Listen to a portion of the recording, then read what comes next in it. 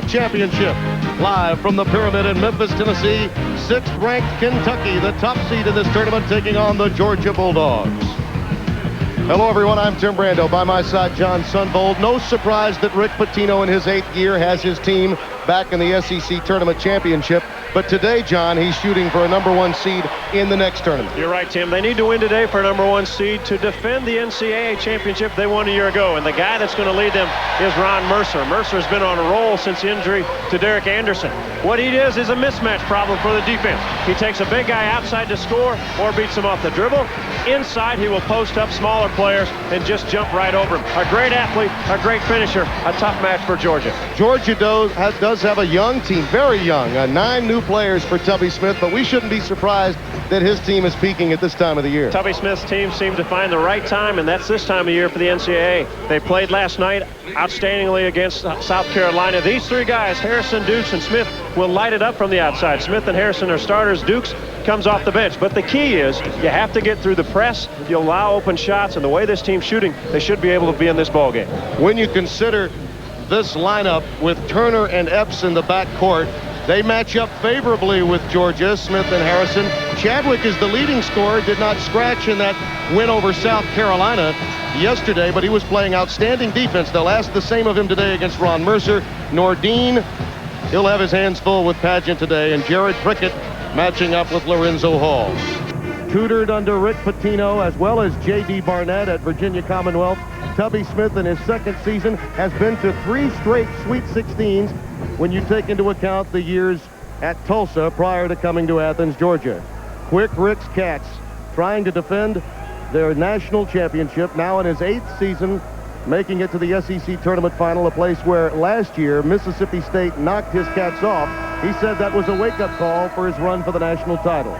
John Clockerty, Gerald Boudreau, Curtis Shaw, our officials. It'll be interesting to start for Georgia. 4th ball game in 4 days. They will play with emotion early. Let's see if they can withstand it. Last night, they were outstanding yesterday afternoon against South Carolina. Epps inside the arc. Anthony Epps struggled a week ago today at home. In fact, lost his starting job prior to the tournament in the wake of that home loss on Seniors Day to South Carolina. Well, think of moving Epps to the off guard. What that allows him to do is bring up some shots. Turner awfully quick. Epps plays east and west style basketball. Turner plays north and south, more speed in the Kentucky lineup. G.G. Smith draws contact, taking it to the hoop hard. We talked about Georgia Bulldogs. The thing is to beat the pressure. If they can get it down the floor, you'll get open jump shots, and this is a team that has shot over 50% from the three-point line last 6 ball games. They have been on a roll, Tim. G.G. Smith, coach's son, did not miss yesterday, either from beyond the arc or at the free throw line. And when you consider the triple trouble of South Carolina, Watson, Davis, and obviously B.J. Mackey, that was something that coach and the dad could be very proud of. Yeah, coach's son, very smart player, very tough-minded kid. Kansas and Missouri early in the 2nd half. The Jayhawks now extending that lead to 23 points. Kansas on the same kind of mission this Kentucky team was a year ago. Playing well, just trying to beat everybody. Prickett, the offensive rebound to Pageant. Off the curl and the pick, Epps launches. Again, a long rebound to Jared Prickett. That's a matchup that concerns Tubby Smith. Prickett and Pageant. And you can already tell just a little bit of tired legs. Kentucky has more energy going to the basketball. Georgia can't allow that to happen. Because of the imbalance in the Eastern and Western divisions of this conference this year, a team like Georgia forced to play an extra day. Over the top to Smith. Coaches will tell you, John, that you have to go over the top against Pitino's press. Well, the key is if you bring 5 guys up offensively, that means 5 defenders are around, but someone can release, and that's what happened with Smith that time. Turner took the extra step. Take a look at this as you see 5 Kentucky white jerseys. They just went over the top of it. Smith took off. Home run ball. Makes a good layup. Generally, you have to send that message early, don't you? Yeah, you do. You either send offensively, you can move guys out early in that ball game, but if you bring them up, you have a chance to break it early. 10-second count becoming a factor, and the pick by Prickett. Mercer back to Jared. Good give back by Mercer.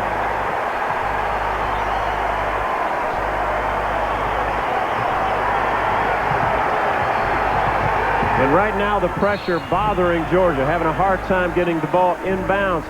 A little different set this time. Georgia cleared out 3 or 4 players. Gigi Smith has nobody to throw it to. Tries to throw it long, not enough on it. Prickett picks it off. A really good give, and right back to him, easy dunk. Prickett hit 8 of 10 field goals and 16 points yesterday in Kentucky's semifinal win over Ole Miss. And while on the topic of the Rebels, how about a big congratulations for Rob Evans in his 5th year. What a magnificent job he did in Oxford this season. You know, one of the teams, they play as hard as anybody in the country. Yet another turnover, the second created in less than a minute. Kentucky basketball, force turnovers, get points off turnovers. They would much rather have a steal. Tubby Smith not happy early in this ballgame. He'll have that look on his face all day. He's one of those guys off the court, one of the more congenial guys you'd ever meet. When they tip it up, he'll take on the look of the mascot, have that bulldog look in his eyes throughout the course of the afternoon. Nordine picking up that foul. Bracketing in the Southeastern Conference tournament. We touched on the imbalance in the East and West.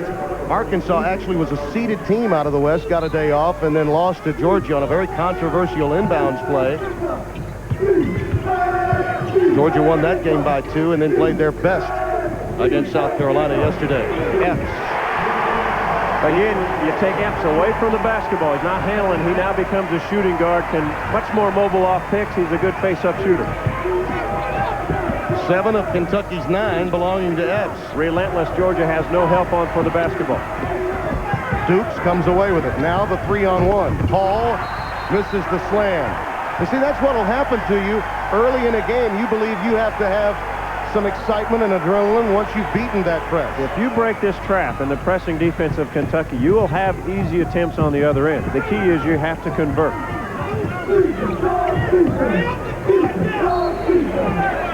On that pick, Curtis Shaw spotting a foul. You know, Epps yesterday had 18 points, 5 of 10 from the field. He's already hit a couple. He even hit that one, though there was a foul call. Scott Padgett picking up his 2nd foul and will be forced to sit.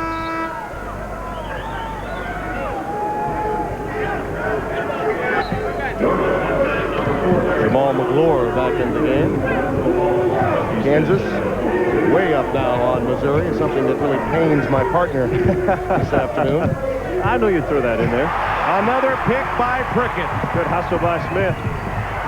Oh, the iron unkind to Jarrett and a breakaway. Credit Gigi Smith for at least making an attempt.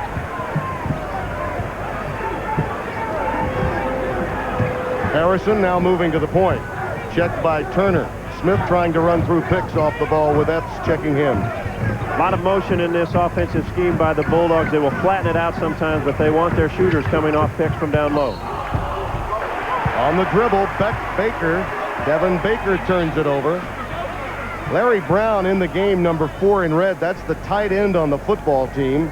Jim Donnan used him primarily as a blocker. He's developed some real basketball skills. You see Georgia turning it over 4 times. We haven't even completed 4 minutes. Good switch out that time by Brown, but a mismatch. Playing the tight end and guarding Ron Mercer is not the same thing.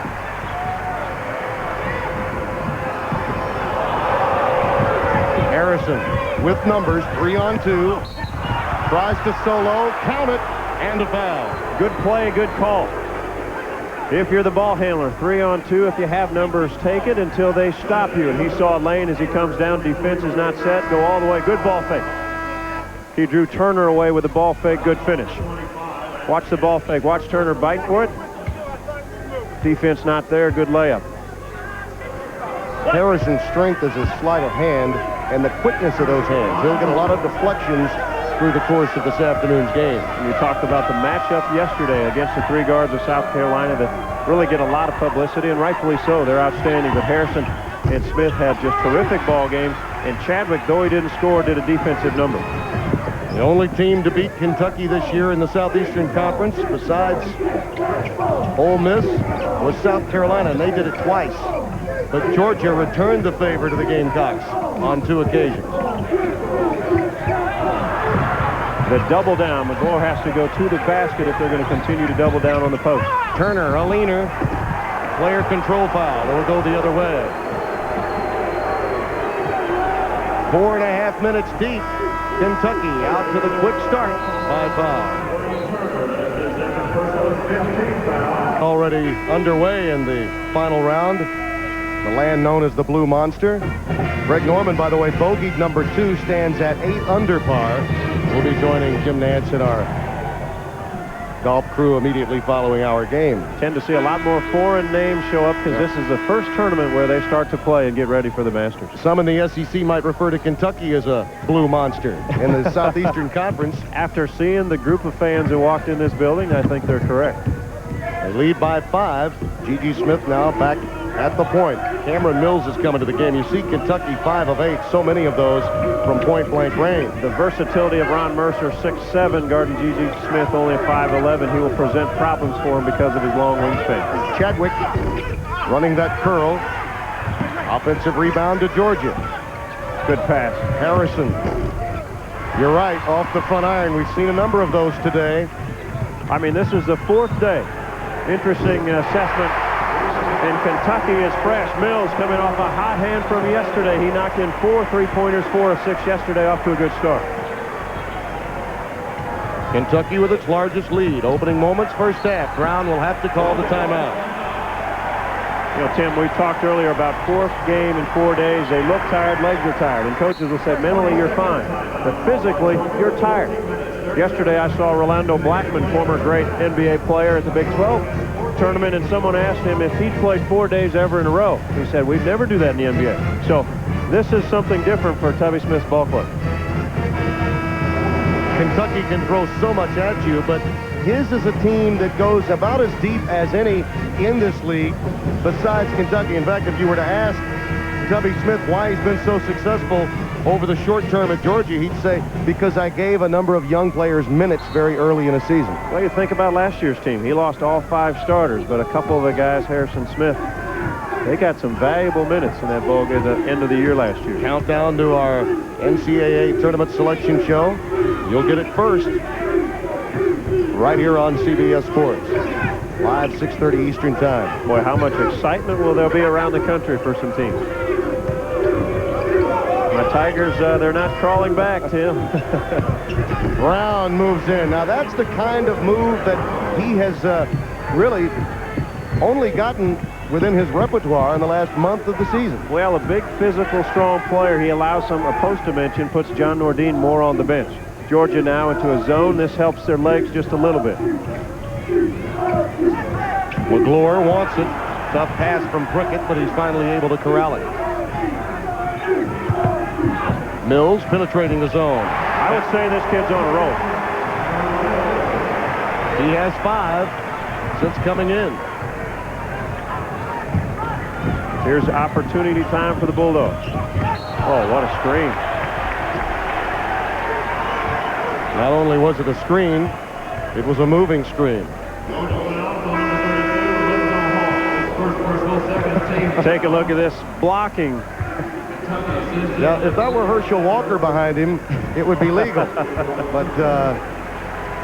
but not now. Well, not in this game. Let's see. Tubby Smith took Brown. Maybe Donna needs Lorenzo Hall on his team. Mills on the wing. Good screen off by Lorenzo Hall. Good block out, and the Bulldogs get it back. You know, with Cameron Mills shooting well, it gives Kentucky another dimension as they try to defend their title. Edwards, who had been suffering from a bad back, we were told probably would not play, has checked in, number 3 in white, junior from Miami Senior High School. And a rejection from McGlure. Among the leaders in block shots through the course of this season.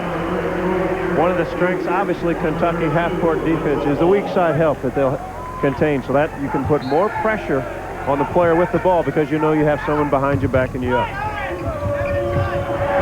Brown loses it. Dogs look a step slow, and they are in a catfight. Prickett,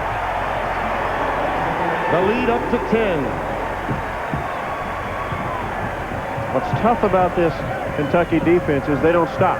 This is not like going to end here shortly and go back and settle for a half-court defense. Harrison He's got some spring in his step. He's the one Bulldog you can really see has not been affected. We talked about the activity on the ball because you have weak side help. Kentucky has active hands, quick hands. Here's the hit ahead by Edwards, and this is a better finish this time by Prickett. Last time he tried to lay it in and missed.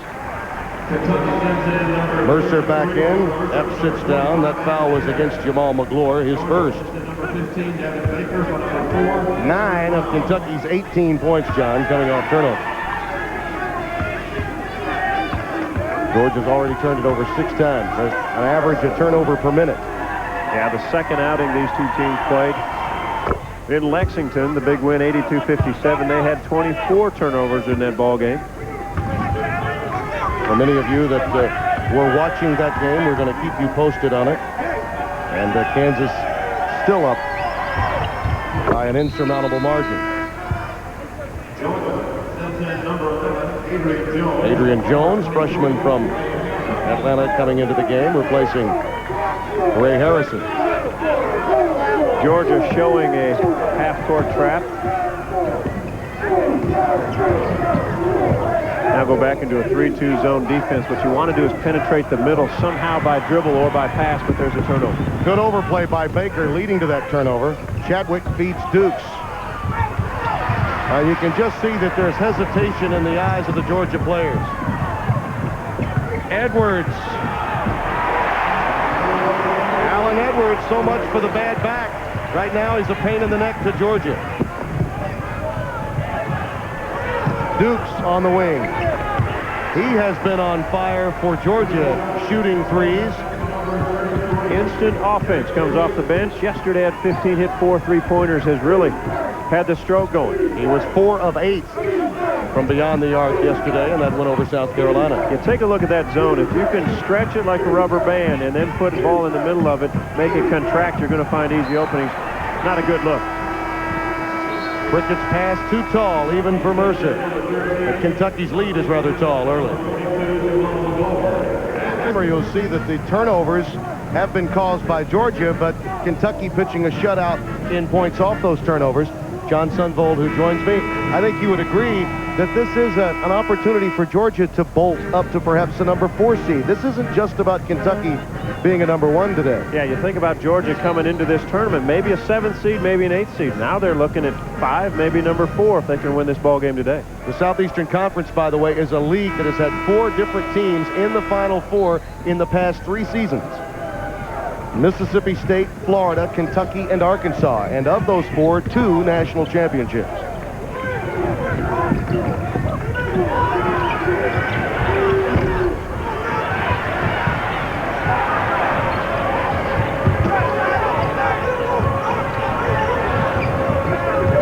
One of the tough things you can't do against Kentucky is pick up your dribble, because they will attack you. They will shut off wings, not allowing you to make a pass. Boy, how valuable to put a 6'7" guy like Mercer, athletic ability, wingspan on the point guard. The guy with the basketball takes you out of your half-court offensive set. Player control foul against Baker. Once again, Epps establishing position. And yet another turnover committed by Georgia. The key to the half-court defense for Kentucky is interchangeable parts. They will switch on picks. They all are very athletic. They will do a lot of switching. Allows them to get out on the wings. You have to backdoor them, have to sit better picks, make better passes.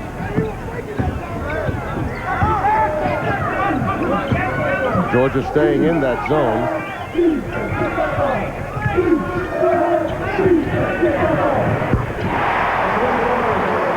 Right away, Edwards right back into the thick of it. Yeah, bad back and all. They said he probably wouldn't play unless really needed. By the way, North Carolina State, what a marvelous job. We just looked at that score. Herb Sendick, another protege of Rick Pitino, trying to pull off the unthinkable in the ACC tournament. They're on a good little run. Carolina obviously has been dominating the last month of this season. NC State impacts a number of bubble teams, particularly a Virginia out of their own league, provided they were to pull off the upset. Exactly right.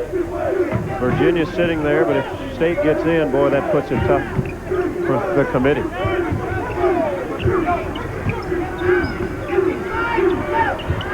Shot clock again winding down under 5. Notice there's not a lot of penetration off the dribble or any passing and cutting. Georgia standing around offensively. It allows Kentucky to be that much better on the defensive end. He cannot afford not having G.G. Smith in the game. I think that's obvious. Yeah, you're exactly right. G.G. Smith runs this ball club. A little more aggressive with the basketball, has better penetration. Shooting 71% Kentucky, largely because of those points off turnovers. 9 of them committed by Georgia. Rick Pitino type basketball. Always wants points off turnovers. Georgia now with 9:35 remaining in this half, just trying to get to the intermission. Mercer misses a slam. Prickett again. Those longer, quicker hands get into every loose ball. Well, Georgia went back to man-to-man, and Mercer just blew by everybody. Missed a slam dunk, but rebound again to the Wildcats, and they're allowed to set up their offense. And so far, Allen Edwards has not shown any problems with his back. 2 baskets, and then he just beat, who was that, Harrison off the dribble. Well, Ray Harrison picked up the foul, his first. Epps again. 10 points for Anthony Epps. The change in his game, too, taking him off the ball, Tim. He's now become just a shooter coming off a lot of screens. The practices this week in Lexington in the aftermath of that loss to South Carolina were as tough as any Pitino's had. Dukes slams home one, and there you see the value of G.G. Smith making that play happen. Yeah, I was going to say, nice sleight of hand by Smith. He got inside amongst the trees and put it right on the money.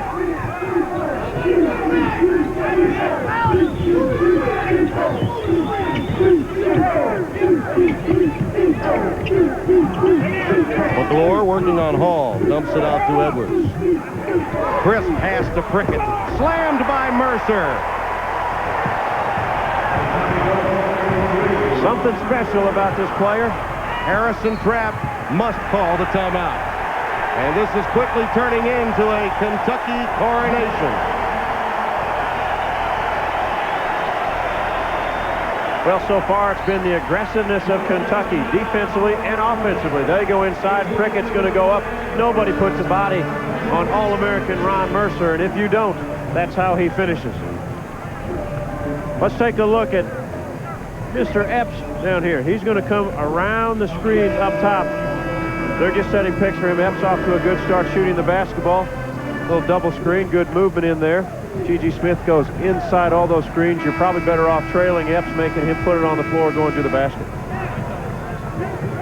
3-point shooting, always a factor when charting a Kentucky game. 4 out of 6. The Bulldogs have only launched 3. With 17 points off turnovers. Kentucky now goes back. It looks like a 1-3-1 zone defense, but they're very aggressive with it. Again, penetration by the pass or the dribble inside.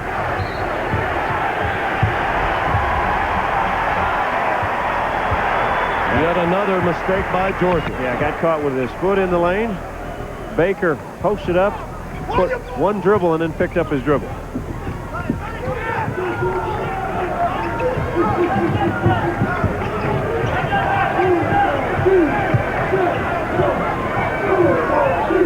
McClure, nice drop step.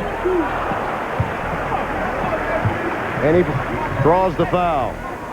The Academic All-Stars recognize one player on each team for academic excellence. For today's game, the All-Stars are John Nordine from the University of Georgia, a risk management major with a 3.29 GPA. Nordine is on the Dean's list and is academic All-SEC. And Cameron Mills from the University of Kentucky, a psychology major.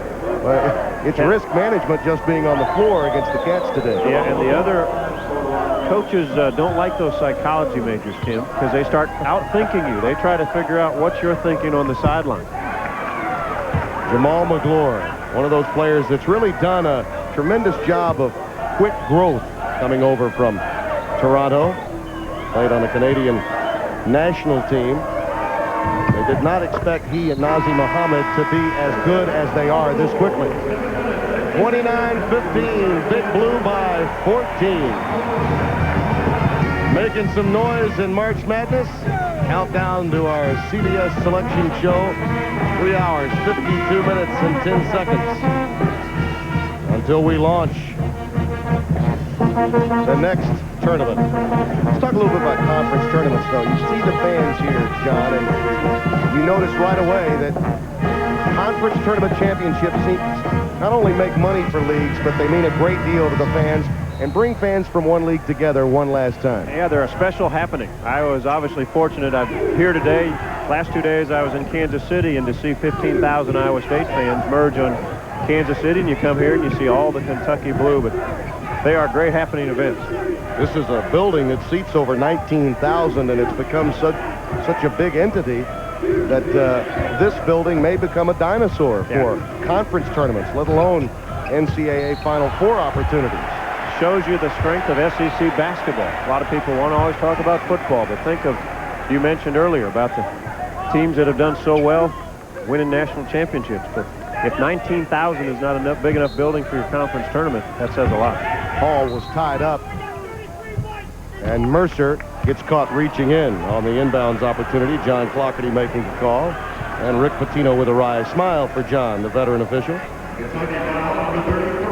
Rick Pitino had a good comment today. The only thing bad about the game is all the nickel and dime calls he sees. He says if we get rid of all the nickel and dime calls, we'd be okay. And that was probably in that nickel and dime call category.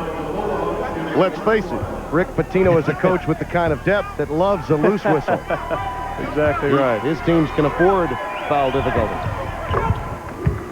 Kansas continuing to roll. Speaking of that, though, speaking of Rick Pitino, this is a team this year that perhaps does not have the depth of the team a season ago that won the national championship. Well, no doubt. You take away guys like Walker who win NBA and Delk McCarty, you had Pope there, and then you lose Derek Anderson. So, I mean, you've lost so much from a year ago, but it hasn't slowed down Kentucky too much at this point, and they will be a force all the way through the tournament, and they will defend their title, I think, quite well.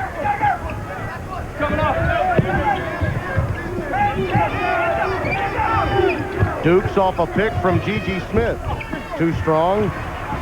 Epps trying to run it down. Does so, but Brown picks it up. Anthony's somewhere under John Sunvold. He's back out. Boy, you worry about guys who are doing that. These tables sit so close. Expending so much energy on the defensive end of the floor. He disappeared behind curtain number 1. You know, Duke's trying to take Prickett away from the basket. Prickett very valuable at 6'9", can guard outside. And Kentucky sending 2 people after G.G. Smith, really causing difficulties, and he turns it over. Outstanding half-court pressure defense. Yeah, pressure defense and hustle. There's the loose ball outside. This basically looks like it's out of bounds, and Anthony Epps gives up his body, slides right underneath us, and then he emerged to get back in the defensive play. Points off turnovers remain the story, and just as we mentioned it, Mills loses it, only to have Georgia dribble it off an ankle. That leads to a tie ball, and the way things are going for Georgia now, you had to know the arrow would be to Kentucky. Chadwick coming back into the game, the sophomore from Phoenix City, Alabama, played at Central High School there. And Dukes sits down.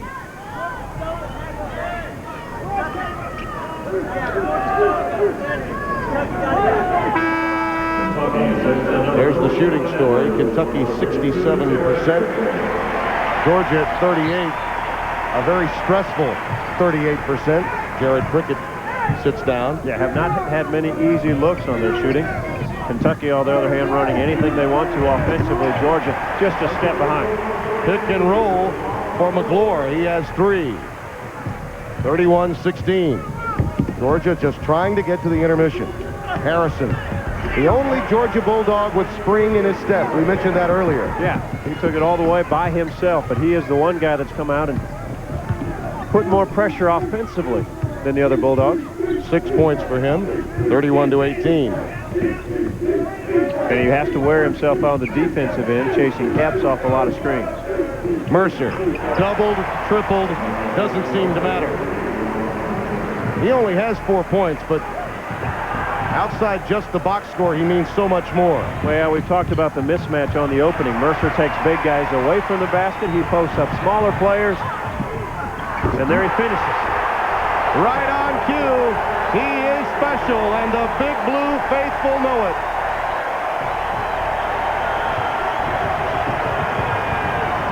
What I like about Mercer, he is relentless. He continues to run and run and run.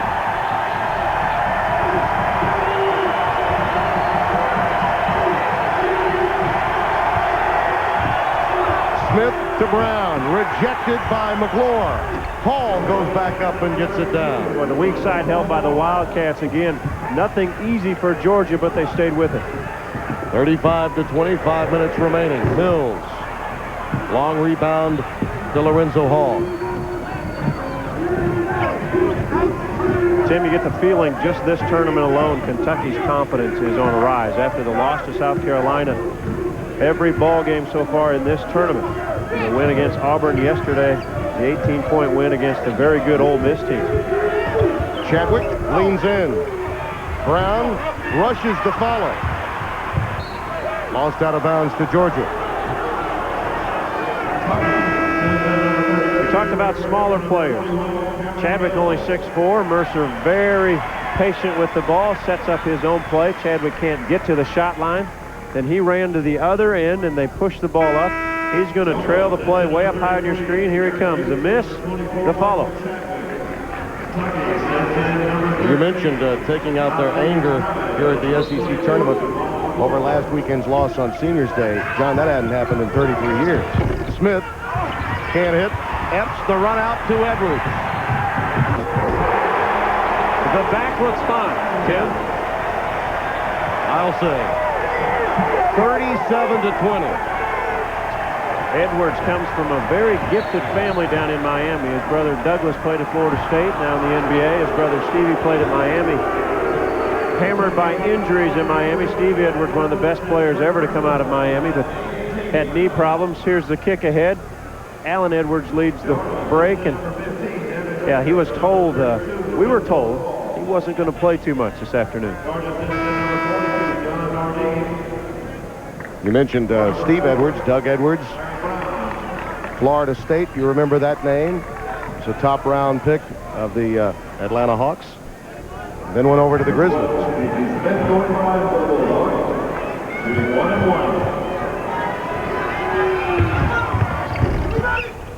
While you're rocking on the road to the Final Four, jump in on the information superhighway with CBS Sports Online. You'll find breaking news, scores, highlights, and other great stuff at cbs.sportsline.com. Tim Brando, along with John Sunvold, happy to have you with us. Georgia Bulldogs trying to survive the next 4 minutes. And changing defenses, trying to find something to work. Man-to-man, they're getting hammered on it. Zone, they're standing around a little too much, too. Nazi Mohammed gets into the scoring column for the first time. He and McClure part of a pivot by committee. Cricket, another pick. Mercer's dexterity. Oh, my.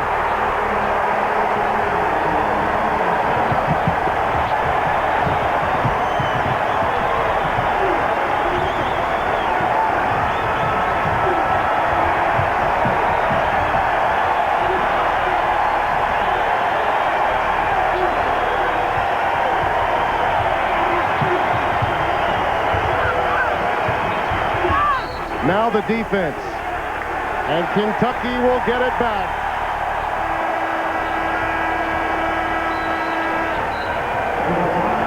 You want excitement from a crowd? Defensively active hands. Ron Mercer, one of the great athletes in college basketball. Elevating his level beyond just the big blue. 41 to 22 Kentucky. They got out to a quick start and never stopped. 69%. Many of them have been layups. Ron Mercer now beginning to put on a show. He has 10, and 8 of his 10 points have really come in about the last 2.5 minutes. He was doing everything but scoring, allowing his teammates to get involved early on, which is another reason he's such an outstanding talent. Yeah, very valuable this ball club in Georgia, just trying to find a way to offensively get something going, but defensively just not matching up well right now with the Wildcats. It is a game of matchups. For all the matchup advantage that they had against South Carolina, they're at a disadvantage against Kentucky. When they run the man-to-man offense, Kentucky, they run basically what they call a circle. They will circle guys out around the picks down low, and Mercer starts around. He'll make one full circle, so if you're changing him defensively, that can wear you down. Prickett's foot was on the inline, so Georgia gets it back. Buddy Oliver coming into the game, number 13, freshman from West Palm Beach. He had a concussion a couple of days back. Finally able to shake out the cobwebs and in for the closing moments of this half. Gets it down to Dukes, 3-on-1 with Muhammad there, and Nordine uses the glass and gets his first basket. Alan Edwards on the floor with Epps, Prickett, Muhammad, and Anthony Epps. Nordine picks up his second foul on the penetration, took the ball fake by Edwards. The waiting is finally over. The madness begins Thursday at noon. CBS Sports presents live first-round coverage of the men's NCAA championship. The field of 64 begins their battle to go to the Final Four in Indianapolis. I'm not sure there's a better sporting event going on at any time of the year.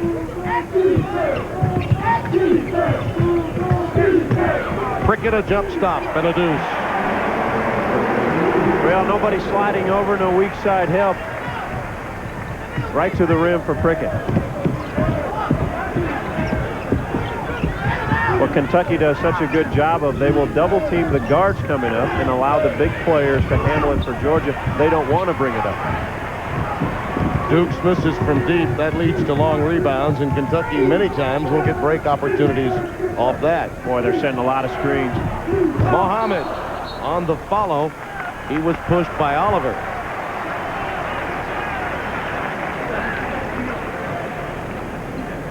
You know, defensively, it is tough to guard anybody that moves that much, but if there's a lot of screens involved, Tubby Smith's ball club is a little bit tired anyway. Kansas finishing their Big 12 campaign in the tournament with an exclamation point, just as Kentucky is trying to make the point that they deserve, being a #1 seed in the NCAA.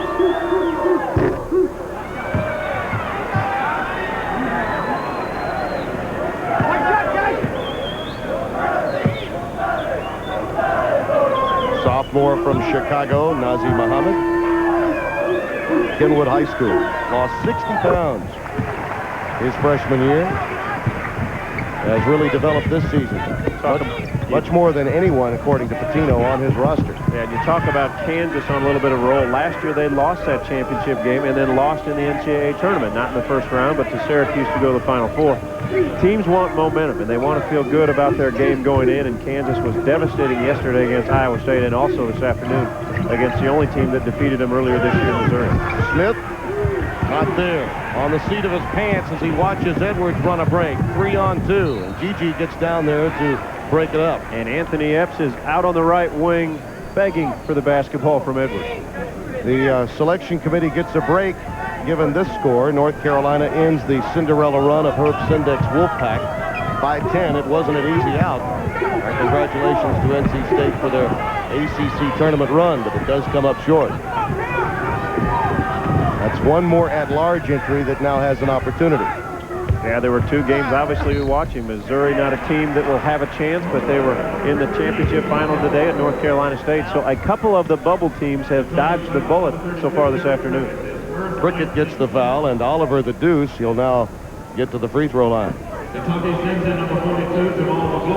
fact that Oliver is in the game tells you that Tubby Smith knows his team is tired. He's been getting very little playing time of late. But his team now down by 18. Kentucky using points off turnovers, and a devastating display by Ron Mercer. Now leading by 17 over the Georgia Bulldogs. Georgia having gotten here by beating South Carolina for a second time this year. The only team in the Southeastern Conference to beat Eddie Fogler's Gamecocks. Not even Kentucky could get that done. John Clougherty spots a foul. That'll go against Jared Prickett. Coming up, our Pennzoil at the half. Pat O'Brien, Quinn Buckner, George Raveling. We'll have all the latest tournament news. Hey, fellas, it's corporate America. You got to get the Pennzoil logo on there. You know, Georgia, it's frustrating for Tubby Smith. Anytime he goes to a man-to-man defense, Kentucky just runs the guys off so many picks. They're tired already. Then he goes to a zone, and they're just not aggressive enough to shut down the Wildcats from penetrating that zone, taking it right to the rim. What an outstanding job he has done this season. I don't think anybody expected this team to have 24 wins today. And remember this, last year he took over a senior-laden team that Hugh Durham had recruited. And in fact, recruited so well that it cost him his job. They never really achieved. And he took a classic group of so-called underachievers, made them overachieve all the way to the Sweet 16 before losing a heartbreaker to Syracuse. Yeah, John Wallace with a running three-point shot that beats them. And Tubby Smith quick to point out that he had Hugh Durham's talent. This is his team. Young though it may be, they certainly have improved through the course of this regular season. But right back where Tubby Smith's teams have always been. Very good, very athletic. They will compete, and they will be a force in the NCAA tournament. 7th turnover by Kentucky. We've seen an inordinate number of 3-second violations in this game, John. Quick whistle so far. Guys, again, standing around. Kentucky has played. This is their 3rd day in a row, so they're not as tired. But again, you get standing around just a little bit too much. We've had 5 3-second violations committed by both teams today. Good pass inside, away from the defender by Nordine. Put it right on the mark. And Oliver again hammered, this time by Jamal McGlure, his 2nd foul. So much talk centered around Rick Pitino every year in college basketball. This season no different. With Mercer opting to leave after the loss of Derek Anderson and emerging, there are those that would tell you that the Boston Celtics figure very prominently in Rick's future. Well, it's got to be flattering to him that everybody, his name comes up for every job, especially the NBA. They want him, and I think it'll be a special situation for Rick Pitino to go to the NBA. He's one of those guys, John, that lives and dies with every possession. So his comfort zone in the NCAA, I think, is a bit greater. Yeah, I think so. You get to the NBA and you have a lot of things going on at that level, ownership, general managers, etc. Now, you take a guy like Pat Riley when he went to the Miami Heat, hard ownership, runs the whole show. That would be more of a situation you could see Rick Pitino taking down the road sometimes. Mercer with the handle, working on Oliver, now giving it up to Epps. Final possession of the half. Kentucky leading by 15. Frankly, it could be worse for Georgia.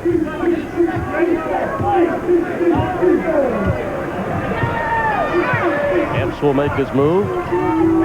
Going high to Muhammad. Good screen by Mercer. Epps on the wing. Mercer running it down. If he'd have made that one, this place would have gone crazy. At the end of the first half, 44-29 Kentucky. Pat O'Brien's Win Buckner, George Raveling will be along with Pennzoil at the half right after this message and a word from your local station.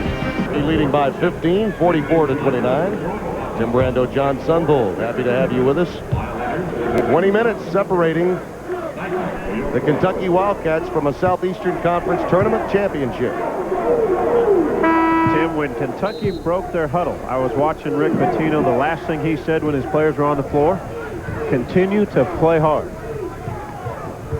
Georgia has to get something going early in this half, really offensively half court. Harrison gets it to Hall, and he draws the foul underneath.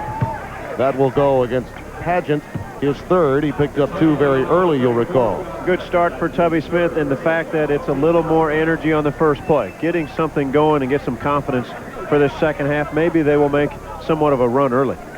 Jamal McGlure will check in for Pageant after that 3rd foul. During the break, we raised the issue about confidence and what can happen sometimes if you get hammered in a conference tournament final and you know that you're headed to the NCAAs. Now, Tim Floyd's team is considered by many at Iowa State to be a club that can really make a lot of noise in the NCAAs as a 5th or 6th seeded team. Georgia might be that same kind of team. They don't need their confidence to break down off this performance. Yeah, Iowa State yesterday just throttled by Kansas. What they have to do is really forget that ball game and go back to what got them there. They have a great center in Cato, an outstanding shooter in Willoughby. They have 5 seniors. Georgia different in the makeup of personnel, but if the game doesn't go the second half like they'd like it to. They almost have to forget about it, think about the 6-game roll that they were on, and go back to that thought process as they enter the tournament. Lane violation on that last free throw that missed.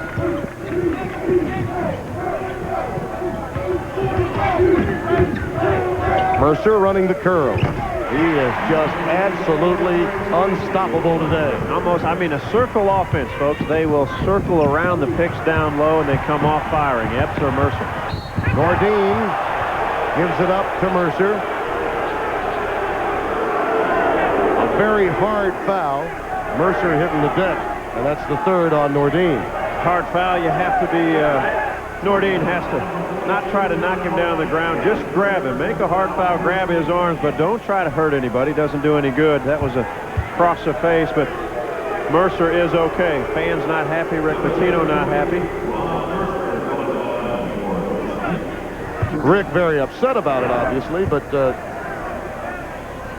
Nordine did take his hand off once he had felt those eyes and the nose. Yeah, I recall a game back in '87 when David Kipfer of Providence did the same thing in a Georgetown game. You recall that was the game when John Thompson and Rick Pitino went head-to-head and had a true argument during the course of that game.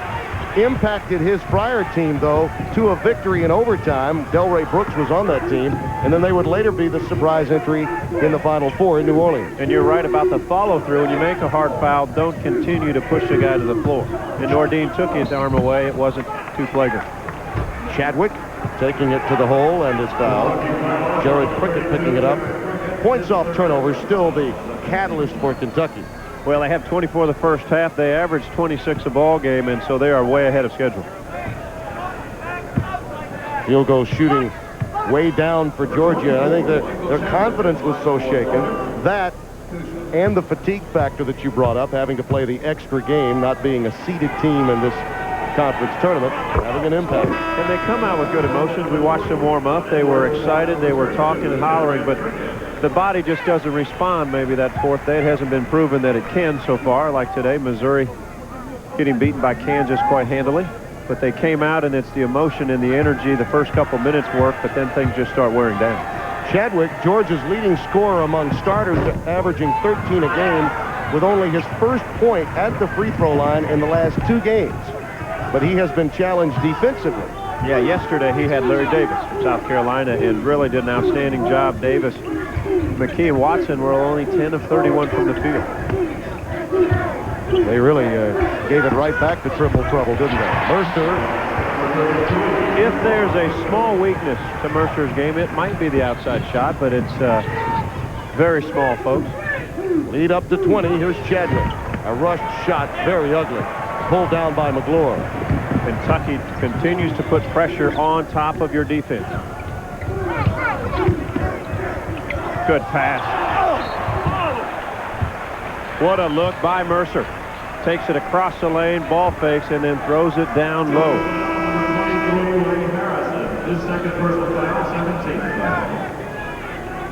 With the conclusion of today's game, we'll select a genuine Chevrolet Most Valuable Player of the game from each team. To date, Chevrolet has contributed almost $6.5 million to the scholarship funds of America's colleges and universities.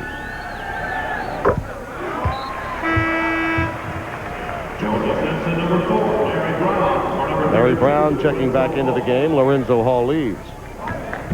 And these are the kinds of players that can help you in certain matchups. Hall and Brown are have a lot of brawn down there, but against a team like Kentucky, the more angular height as well as weight to go with it, guys like Prickett and Pageant, they have to get out and cover, and that becomes much more difficult. Kentucky wants to spread you and make it more of a penetration kick game and outside shooting. And that's really been the difference in today's game, that along with Mercer's total game. Well, look at the defensive pressure on the ball. That's got to be 5 seconds. Kevin Baker looking for some help. Harrison finally comes to get it back to him. And now Oliver has it knocked away. That's out of bounds off of Kentucky, so Georgia will retain possession. Just 6 seconds on the shot clock. Tim, not too many easy looks against the Wildcats. G.G. Smith Chadwick. Foul prior to the shot. Reach in by Mercer. A little more than 3 hours from launch. And our Cape Canaveral is in Kansas today. Mercer picking up his foul. Andrea Joyce will be out there. I believe Jim Nance will be on the tower at the Blue Monster to offer up his opinions, and Billy Packer will be joining up. And Pat, George, and Quinn in our CBS studios in New York. Nice lean in by Harrison, and a no call with Epps flopping in the lane. And across the country, players, coaches, and fans will be huddled to find out where they will be or if they will be. 22nd timeout by Kentucky.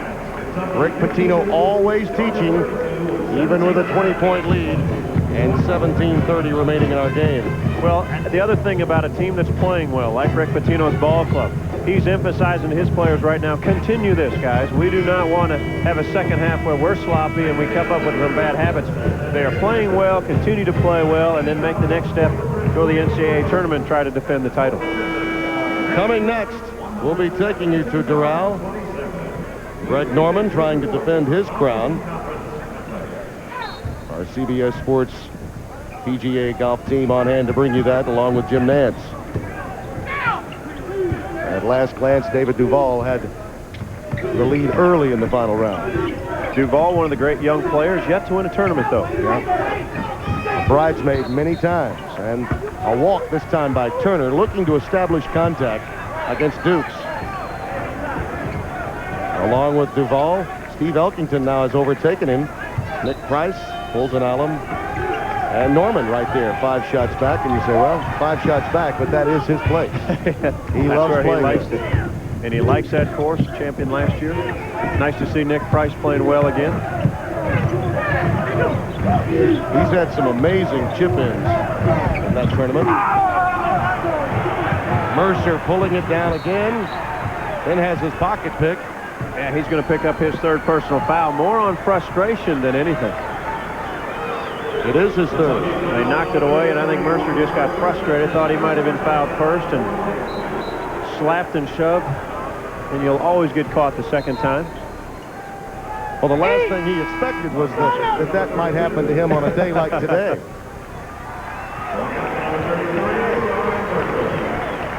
You know, interesting, Tim, this crowd has been lulled into this play, too, this second half so far. Both teams a little bit stagnant. That's why Rick Pitino is trying to get more energy defensively and convert to the offensive end. Yeah, at a certain stage, if you're Tubby Smith, you're just concerned about the focus of your club at halftime. I'm sure he had to build self-esteem in that locker room. There's Dukes. Try to continue to do the things you do, and one of those are getting Derek Dukes out. Again, a guy who comes off the bench has averaged over 15 final 8 regular season ball games. Just do the things you've been doing. Don't worry sometimes about the score, but slowly maybe you crawl back in and give yourself a chance with 6 or 7 minutes left in the game. Georgia fans trying to get involved with every opportunity that the Bulldogs might give them. Prickett inside to McClure, and Larry Brown gets caught with the push. And this is the kind of game Georgia wants right now. It's quiet in here. It's slow. Everything. Kentucky not very effective on the press right now. Offensively not doing too much. Chadwick coming in for Gigi Smith. Well, one thing about Kentucky, what might seem like an insurmountable lead at times, because of their style of play, you can likely play yourself back in. Because Kentucky will give you some 3-on-1, 2-on-1 opportunities.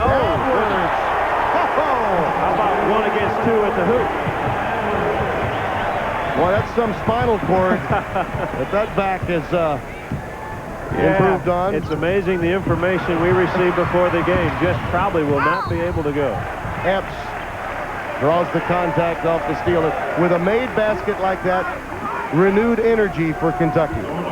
Yeah, the fans get into this. Alan Edwards, his family back in Miami, will be happy to see that he is doing fine. 1 against 2 goes high, around, and through the Bulldogs. Alan Edwards, part of some lineup changes that Rick Pitino made, and really was the difference during a part of the season that was important to Rick.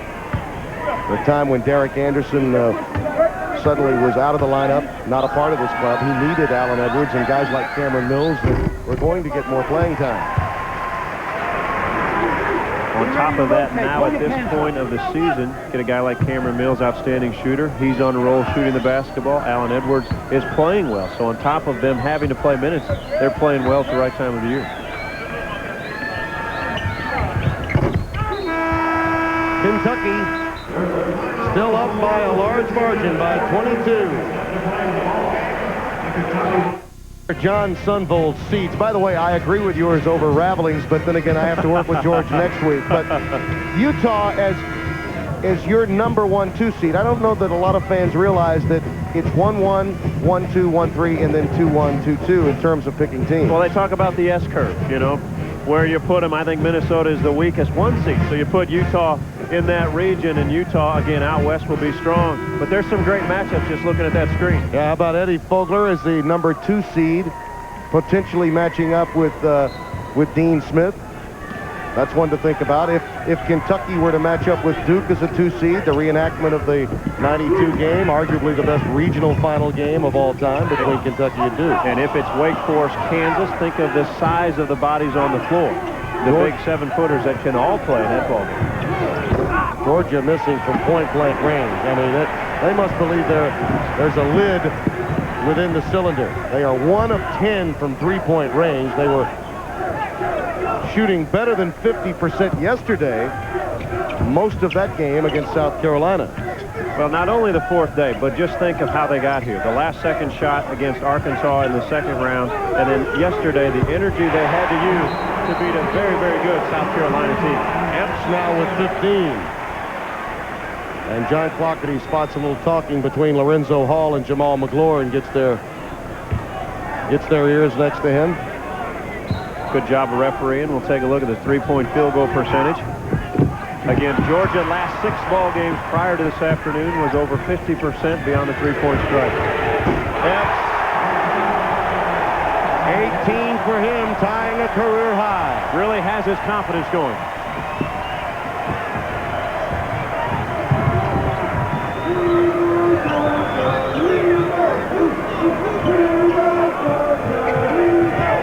Now in the game, Adrian Jones trying to work himself free, number 11 in red, joined by Chadwick, Baker, Lorenzo Hall.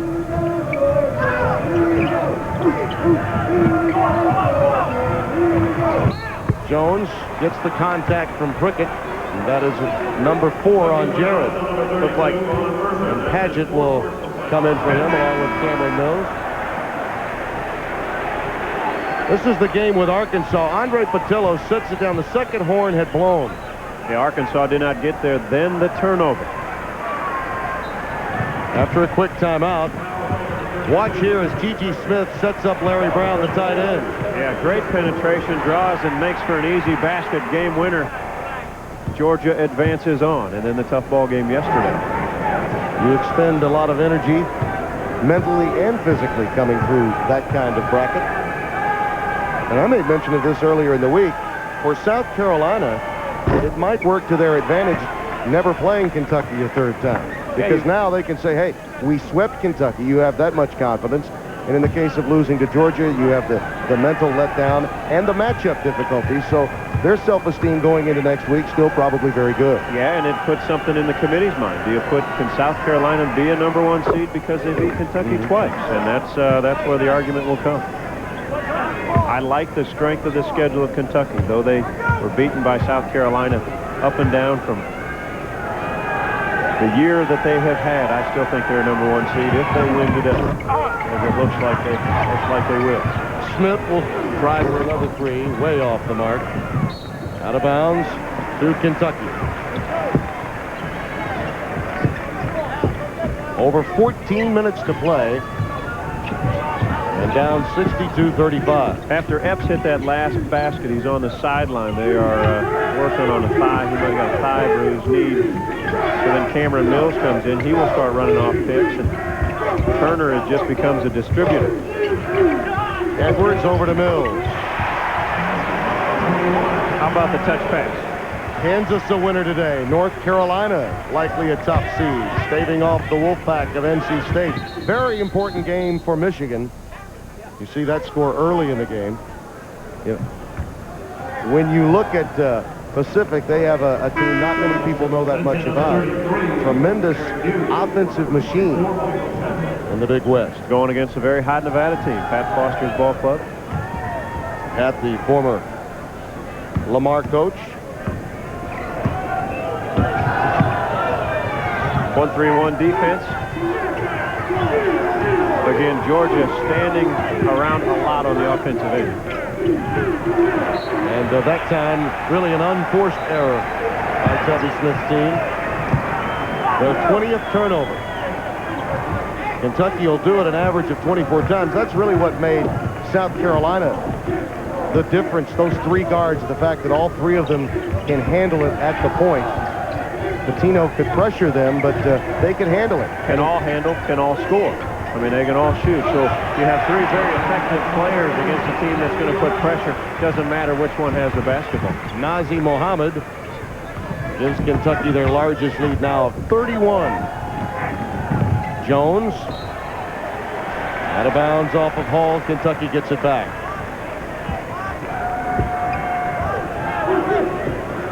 Take a look at the last possession. They've relied on a lot of outside jump shots off of screens, and Edwards has been terrific at distributing down low, that time right over the top of the defense.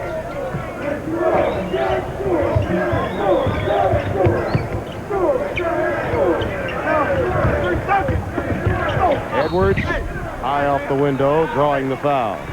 Don't forget, we're under the 3-hour mark, 2 hours, 56 minutes away. Countdown to our selection show. You'll get word first from CBS Sports, 6:30 Eastern Time. Rick Pitino trying to make certain that his team is heard from very early. Shortly after 6:30, he expects to be seeing the name of Kentucky.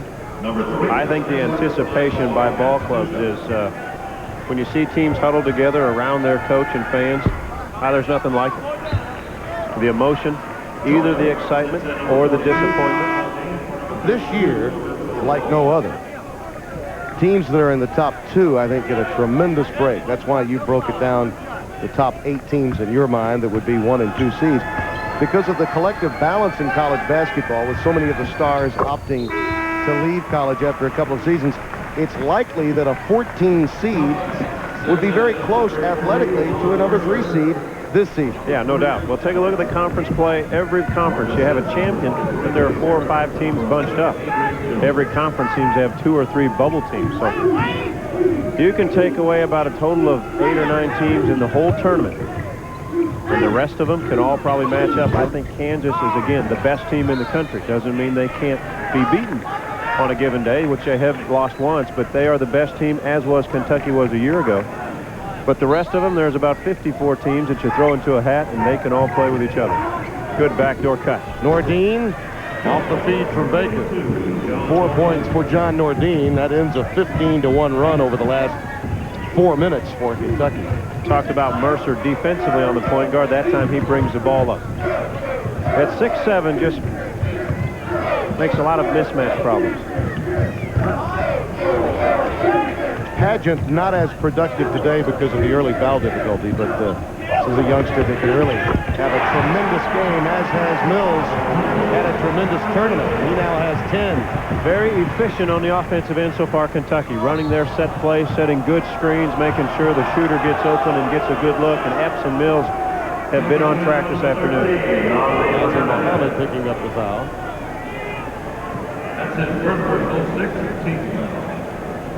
Rick Pitino, 44 years of age and having such dramatic impact in the game of college basketball. You go back and you think of Tubby Smith, and so much has been made of Tubby having been one of the disciples of Pitino, but Tubby Smith learned a lot of this game from J.D. Barnett while at Virginia Commonwealth. Tough half-court man-to-man defense. Barnett now at tiny Northwestern State in Louisiana. And he'll credit Pitino as well as all the others that have impacted his career. So many coaches byproducts of others. Turner leaning in.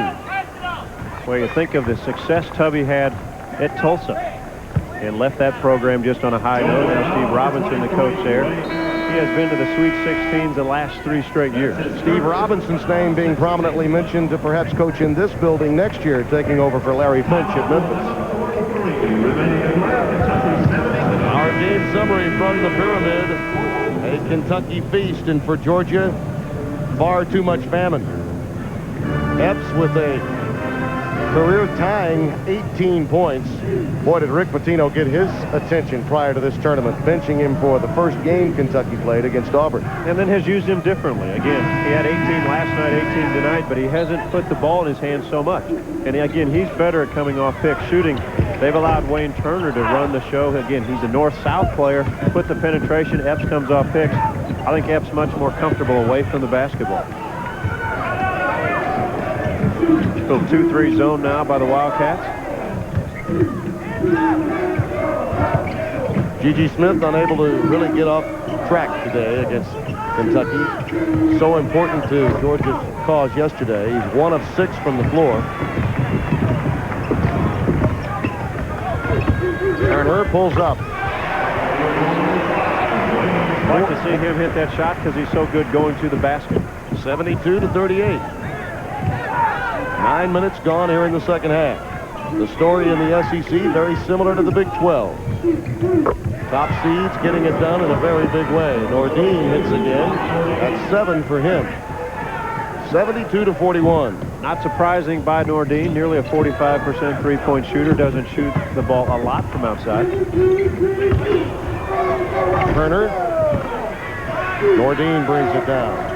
Ohio State now extending that lead on Michigan. Remember now, the Wolverines did beat Arizona and Duke early, which is part of the criteria if you're in a power league. What kind of schedule did you have in non-conference? And this was a team that was ranked as high as number 4 in the country. Yeah, they were 4th at one time, but they've been on such a slide lately. And watching them play, they obviously need to win today, I think, to get in or even have a chance to get in. Remember the news on Texas Tech yesterday breaking with James Dickey, the 2 ineligible players, and the forfeiture of all Big 12 games really opens the door for another one of those at-large bubble teams, be it a Michigan, a Texas. That's another team with a 16-11 record, but a tremendous power rating because of the schedule Tom Penders played. Yeah, he won 10 conference games in the Big 12 conference and 16 wins. Very difficult schedule, but interesting at Texas Tech. You take Battie and Carr away from the tournament, which is really too bad for fans across the country. One of the best inside-outside duos out there. And that's too bad for the kids that are playing the game and the coaching staff who basically have no control over something that happens inside the academia world over in some of their office. Oliver, double team. Nordine tips it through. Well, you're right. The admissions office certainly came into play with Arkansas and Sunday Adebayo and Jesse Pate a year ago. I mean, it's one thing for coaches to coach. Now, if you would allow the coach to hire some of the admissions people, then you could put it on top of him. But if they have no choice in that, all of a sudden James Dickey's ball club, the coaching staff, and the kids who have earned the right to play in the tournament, it's just too bad. James Dickey, by the way, a former Kentucky assistant under Eddie Sutton. And really out of the game for a year prior to getting a job at Texas Tech. So a most difficult break for James Dickey, given his history. And last year they go 30-2, lose most of their players. Had an outstanding year, but Carr and Battie are just terrific players that have a chance maybe to go to the next level. Teams on the bubble. I would check a few of those and say they're in. Who do you think's in? Vanderbilt's in, Texas in, one of these two maybe? Yep. Michigan, no. Virginia's in now with NC State's loss.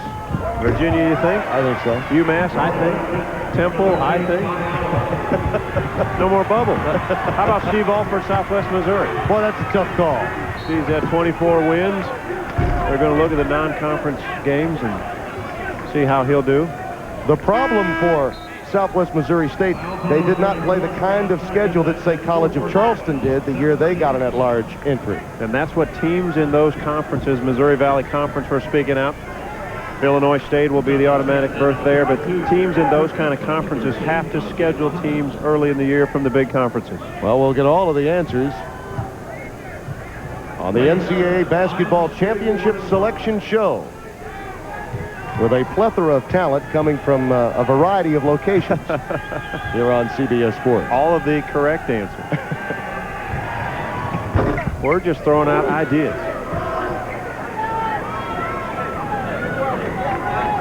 This is the time of year when conferences also think about, well, how come we only got this many? And after listening to Dave Kaywood in our seminar in New York over the weekend, I really got the feeling that the conferences never come into play in terms of the decision-making process of the selection committee. Yeah, start comparing teams, who they played, how they're playing towards the end of the year. I think fans forget about that when they say, how are they doing the last 10 ball games? What is going on in their team, and are they playing well and things going well that they'll make it? Dave Kaywood, by the way, of the NCAA, chatted with us about such subjects. Padgett, now playing with 4 fouls, is the beneficiary of a foul from Nordine. That is his number.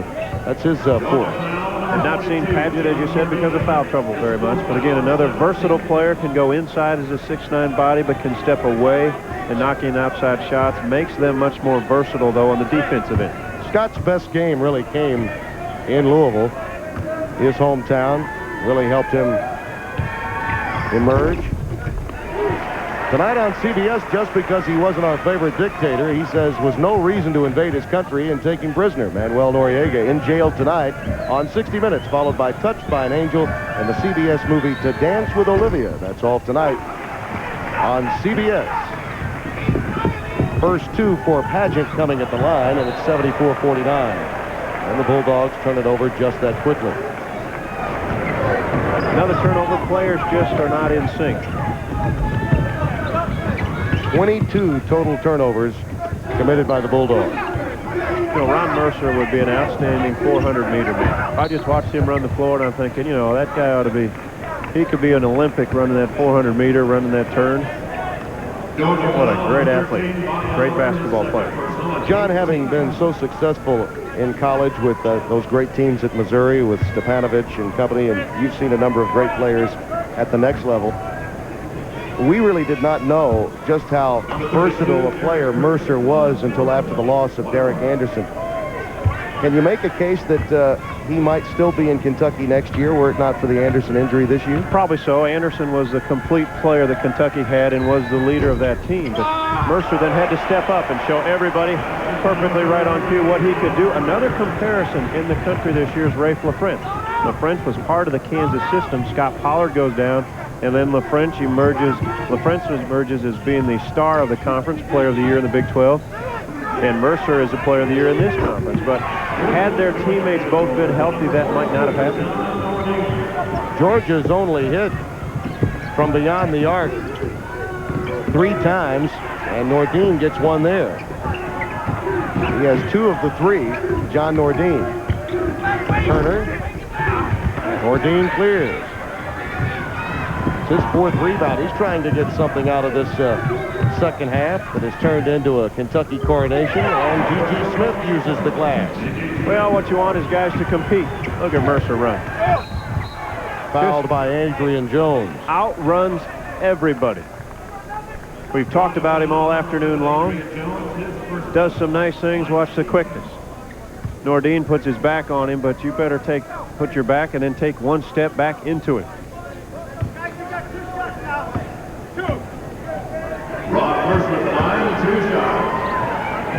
Good Pasture High School, Nashville, Tennessee, then spent the year at Oak Hill Academy in Virginia, SEC Player of the Year. Done it all. And the lead, 78-54. CBS Sports coverage of NCAA basketball will continue after this message and a word from your local station. He'll be watching, I'm sure, though. He knows his team is going to the next dance. Countdown to selection show, 2 hours, 38 minutes, 53 seconds and counting. Before that, golf on CBS Sports, the Doral Ryder Open. Final round coverage from the Blue Monster. And he has been a monster. Yeah, he has been just terrific. Not unexpected, though. 63% this team has been shooting Kentucky today. Highest field goal percentage for Kentucky since the 64% they shot against Charleston at the Great Alaska Shootout. So obviously, cool temperatures don't affect the long-range bomb. And think about their team defense. This is the first time since the 63-64 team they have held opponents under 40% shooting-wise. And this is a team that will allow you easy looks at the baskets if you break the press. But this team in particular, not only are they making steals and converting, all year long they've been able to get back defensively and challenge more shots. Buddy Oliver picked up that foul. Steve Elkington leading at Doral, now extending his lead to 3 shots over Nick Price. Number 25, Anthony Edson. And Greg Norman, the defending champion, making his debut this season off the leaderboard for now. That makes it a career high for Anthony Epps. 19 points for him. And Derek Dukes now checks into the game, replacing Ray Harrison for Georgia. Guys, you got 1 shot now, 1. Tremendous week in college basketball, allowing some teams to have their ticket punched for the NCAA tournament. NC State will not soon forget the run Herb Sendik's team made. Michigan trying to get back into the fray prior to halftime against Ohio State. You can't tell me, Tim, that the Buckeyes would not love to win that ball game.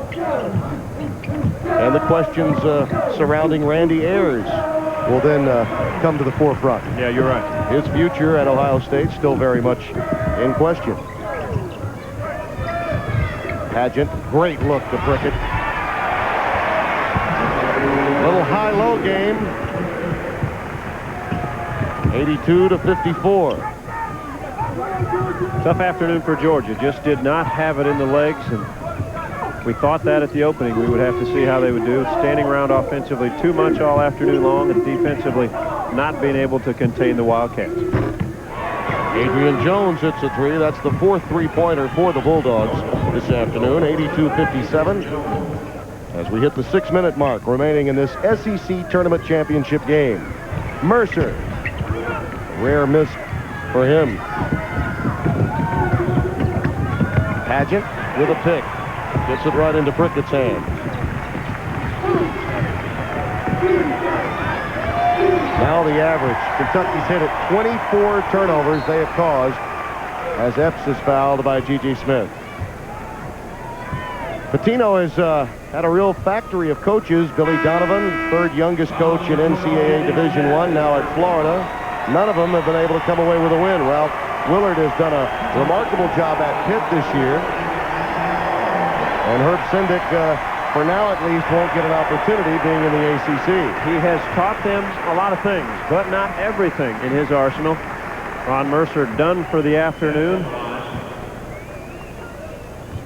along with Wayne Turner, who again was inserted into this lineup for tempo purposes, I feel. Lets Kentucky do what they do best, get up and down the floor, causes more openings for his teammates. G.G. Smith leaves the game, and now Prickett leaves. And the coach's son will take a seat. There'll be a better day, G.G. Tough-nosed kid, very intelligent on the basketball court, not that we wouldn't expect that from a coach's son. Remember this about Georgia. Last year, Pertha Robinson was hurt, ill actually, had the flu, could not play against Clemson in the opening round. The play of Ray Harrison and G.G. Smith, truly the catalyst in keeping Georgia alive so that they could possibly knock off a #1 seed, that being Purdue. Georgia played Clemson in an 8-9 game and then knocked out top-seeded Purdue in the second round. And totally outplayed Purdue. But again, had a chance to beat Syracuse, just a great shot by John Wallace. Shandon Anderson fell asleep for a brief moment defensively, and that was the key to that victory. And that's why they call it March Madness. Great things happen in this tournament. Dukes, not there. Hall comes away with a rebound. Georgia now 4 of 20 from downtown. Dukes goes to the other wing and gets the 5th three-pointer to fall. 84-60.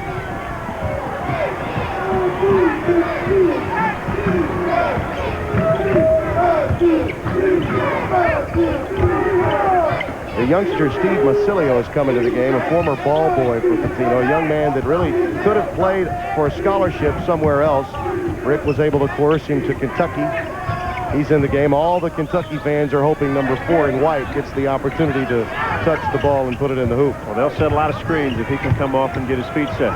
He'll have an opening. This kid will get his feet set. I'll say with the clock winding down. Cameron Mills with 13. And you can tell when a shooter gets a feel. Right when he was going to catch that ball, you knew it was going to be out of his hands. 14 yesterday in the victory over Ole Miss, 13 this afternoon. Another weapon for Rick Pitino as they go into the NCAA. Taylor stripped by Mills, and Cameron will pick up the foul. We talked about Tubby and his son Gigi. Donna, you see Vince Dooley, the director of athletics, right behind her. There's Donna. She's emotionally involved in this game as much as her husband. And now Anthony Epps leads the game, and listen to this ovation. Nice hug from his coach. That was Mr. Wildcat. Bill Kitely giving him a hug there. He's been with the program for, well, back to Adolph Rupp's era. Inducted into the Hall of Fame. Missed 36 years. Yep, Mr. Wildcat.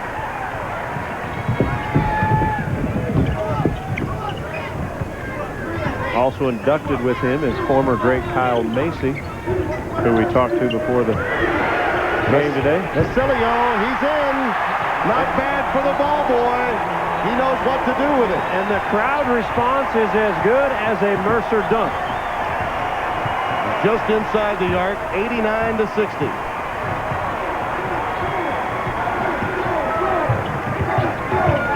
Dukes fouled by Mills. It'll be his second. You talk of fathers and sons in college basketball, and many times the pressure at home is most difficult. But by now you all know about Pete and Chris Maravich.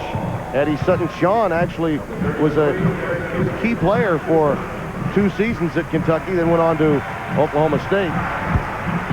Sean is an assistant for Eddie Sutton at Oklahoma State. He played a couple years there and led the team. There's a picture of Gigi Smith, son of Tubby. Yeah, Pete, Pistol Pete wasn't too bad, huh? Not at all. An old coach at Ole Miss prior to Rob Evans, Ed Murphy, now at West Georgia. His son Sean was a 7-footer. He's now a doctor, doing very well. There have been others, but those are the ones most noteworthy. Ball was deflected by Georgia. We have a timeout. 2:57 remaining in this Kentucky coronation. 89-61, Kentucky leading Georgia. This one really never in doubt. But there's plenty to doubt with regard to who's going to covet the title at Doral. Defending champion Greg Norman. 5 shots back at last report. Steve Elkington with a 3-shot lead, and will be joining Jim Nance and our CBS golf crew immediately after our game.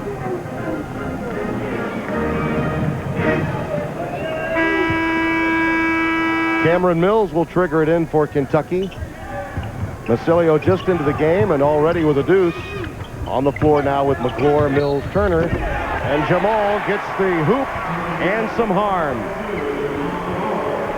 Good strong move inside by McClure. He has had some nice ball games against this Georgia team. 12 points the first time out. Last time in Lexington, 11 points, 9 rebounds. Improving all the time, and you can see the strength of his body going up to finish the play. John Nordine fouling out, and that has been the matchup difficulty for Georgia in prior meetings against Kentucky. He leaves, though, with a nice performance offensively. 12 points, 5 for 5 shooting for him. He sits next to Harrison and Gigi Smith. Lorenzo Hall will be called upon to come back into the game. And again, interesting for Georgia. They will be down right now, and in a couple hours from now, they will be excited and looking forward to where they're going to be this week. You know, we talked about having an embarrassing loss and what that can do to you in terms of preparation for a first-round game. Perhaps the greatest aspect of a loss like this is knowing that you are going to be a part of the party in a couple of hours. If you were on the bubble, it wouldn't be a fun loss like this. A lane violation by Georgia, meaning McClure gets another crack. Boy, we've seen a lot of those this season.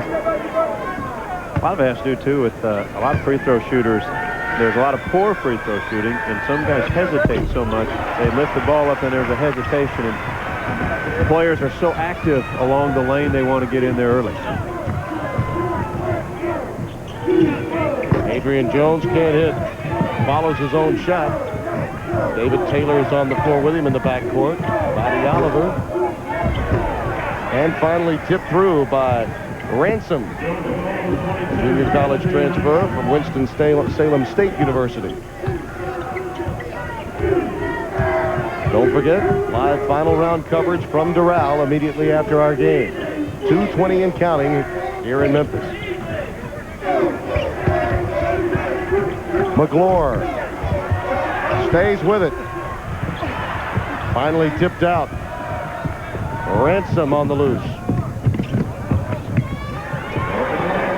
Leans in. Tennessee Ransom making it 92-65. Couple of buckets for him. Well, Kentucky had an outstanding tournament, Tim. Came in here on a mission to prove something to the teams in the SEC, and they have done that these 3 ball games. There are the leaders. Steve Elkington still up by 3. Duval, former Georgia Tech star, looking for his first PGA Tour win. And my partner about a, let's say 1. You're about a 1, maybe 2 handicap. I'm in there. You may have to give me a couple, but I'm in there. You've played when you were with the Heat? Yeah, played there a lot. You were on the course many times. I'm trying to figure out that 18th hole right now, which way the wind is blowing. If it's in their face, folks, that is treacherous for us amateur players. Is there any way you can help a 14 handicap that swings from the wrong side of the ball? Oh, well, you're already off the side. I mean, that's already a bad start. You look at the tournament, Perry, and where we might be sent. You know, Selection Sunday also means where we might go. We'll find out about the same time the teams find out. Tucson looks like a good regional post first round. Seems to be a lot of people have applied for that spot. Yeah. Vasilio. Taylor brings it down. We will find out. The 60-14 field. Exclusively on CBS Sports, 6:30 Eastern Time, 5:30 Central Time. 3:30 Pacific. Oliver fouled by McClure.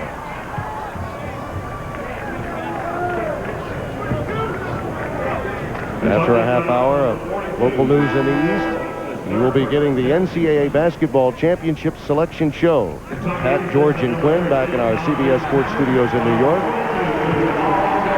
Muhammad coming into the game, and McClure leaves to a nice round of applause. Do you think the Minnesota loss affects them at all? It affects Wisconsin.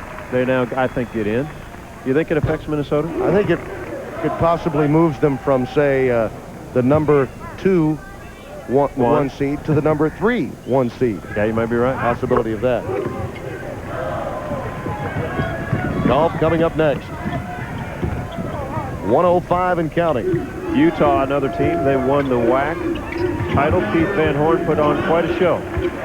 Tournament had a winning tip-in against SMU, had the winning shot off a rebound against New Mexico. Then he only has 37 points and 15 boards last night. So not bad. They will be interested out there to see where they end up. Well, Ransom's been a factor. That'll be embarrassing. They'll give him some heat in the locker room after that. Yeah, the teammates will have fun with this one. They will say Casper the Ghost arrived in Memphis. And he sits on the rim and he pinned it. And now he's taking some heat from Wayne Turner on the other end. He gave him a little 5.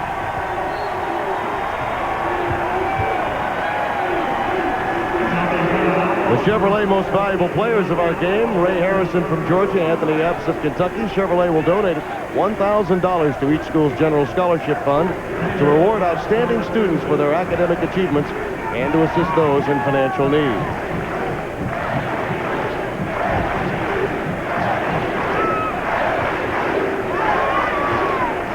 As the Kentucky faithful on their feet, as they will now start what will be the defense of their national title from a year ago.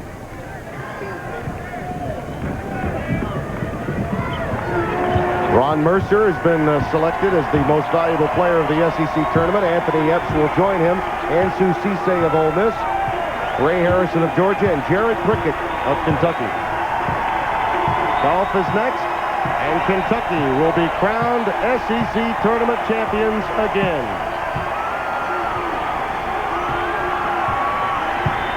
The two coaches meet. Both are going to the party. And Kentucky champions of the Southeastern Conference tournament. 95-68 our final score. So for John Sunkel, this is Tim Brando saying so long from the Pyramid in Memphis, where the final score is 95-68 Kentucky.